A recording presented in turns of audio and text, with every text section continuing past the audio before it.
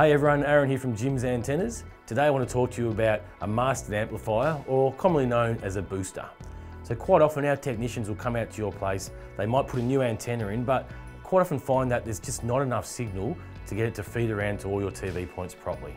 So they'll recommend to install one of these guys, and these are commonly known as a Masthead amplifier. These days they're filtered, they're 4G filtered, and they work really well to feed the extra signal that we can't get just off the antenna to all your TV points. Not to get too technical, but there's a certain parameters we need to meet to have the signal at your TV point. If we can't meet them with just the antenna, one of our technicians will recommend we install one of these.